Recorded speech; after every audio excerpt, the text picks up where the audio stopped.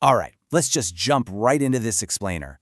We're going to deconstruct how one single, highly detailed text prompt acts basically as a masterclass in directing an AI to generate a 30-second video masterpiece.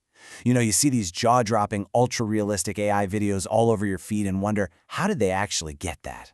Well, it's definitely not magic. It's all in the architecture of the words. Today, we're taking a really fascinating piece of source material, a comprehensive text prompt designed to grow a digital apple, and we're going to dissect the whole thing. We're looking at the pure anatomy of this prompt to see exactly how human language commands a machine to literally create digital life. Now, what's super interesting here is how the overarching vision gets laid out in the very first sentence. The creator doesn't just say, make a video of an apple. They immediately establish the fundamental parameters, a 30-second, totally uninterrupted shot of biological transformation. By locking in the length, that ultra-realistic style, the 4K resolution, and the highly specific subject matter, the complete growth of a single apple, the prompt writer sets a really rigid baseline for the AI. This is the foundation, right? It's the bedrock that all the other crazy details are going to be built on. Moving on to Section 1, Staging the Natural Environment. Let's see how this builds the physical stage. So look at the hyper-granularity of the sensory details here. Leaf veins, bark texture, tiny water droplets. Demanding the AI focus on these microscopic natural elements is absolutely crucial. Because think about it, if a prompt just says an apple tree, the AI might just spit out smooth, featureless brown branches and flat, boring green leaves. But by explicitly calling out veins, texture, and droplets, the prompter actually forces the AI's rendering engine to calculate and display high-fidelity microdetails. It literally tricks the human eye into believing this is a tangible physical object sitting in the real world. And it goes way beyond just physical textures. Look at how the prompt establishes the atmosphere of a sunrise setting. By explicitly listing things like soft golden light, gentle wind, birds singing, and dew-covered green leaves, the prompter ensures the orchard feels like a living, breathing ecosystem. It's not just a sterile digital set. And actually, including audio cues like birds singing in a purely visual video prompt, that's a really brilliant tactic. It subtly commands the AI to establish a rhythmic, peaceful atmosphere, which kind of influences the gentle swaying of the leaves or just the overall pacing of the generated video. All right, Section 2, the life cycle in motion. Let's look at time and transformation. This perfectly illustrates the exact chronological sequence of color and growth the AI has to generate. And remember, it has to do this without a single cut.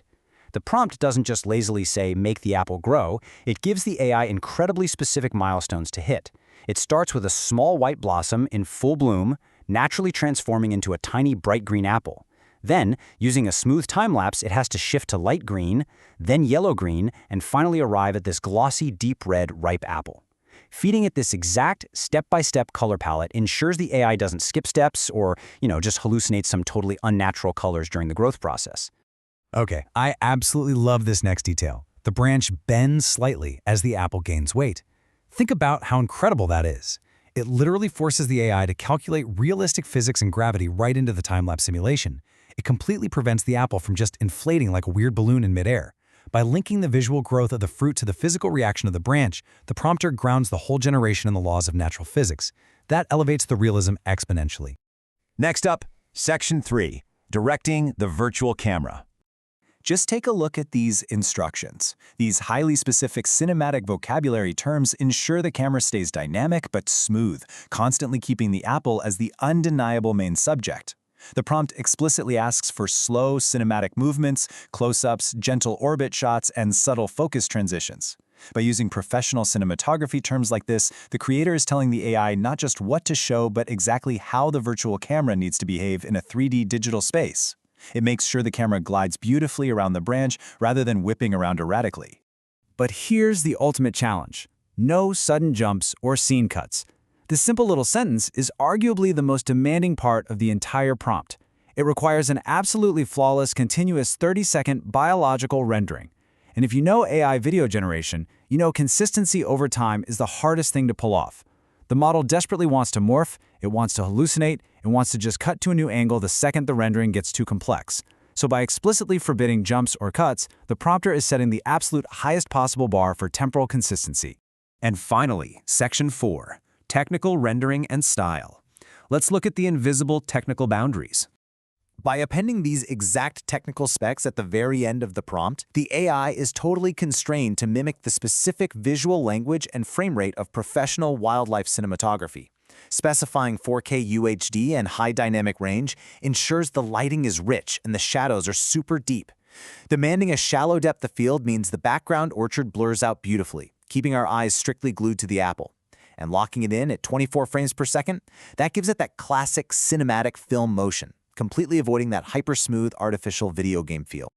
Here we see a really brilliant technique, using positive styling right alongside hard negative constraints.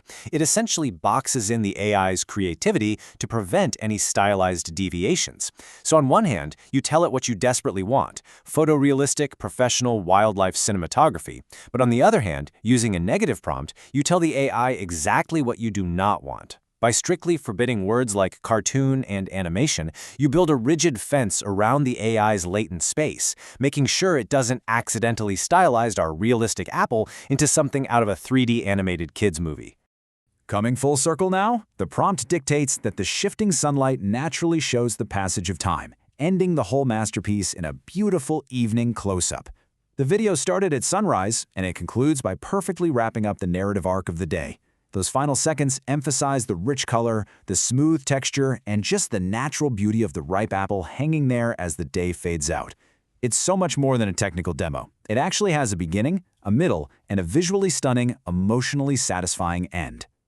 As we wrap up this explainer, just consider how this anatomical deconstruction basically proves that human language has effectively become the ultimate cinematic rendering engine. The director here didn't need a fancy lens, they didn't need a light meter, or to spend months waiting around in an orchard.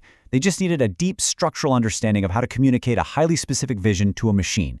Master the structure of the prompt, and you master the digital world. Which leaves us with one final fascinating question to chew on. If words can direct sunlight, camera focus, and time itself, is human language the new camera?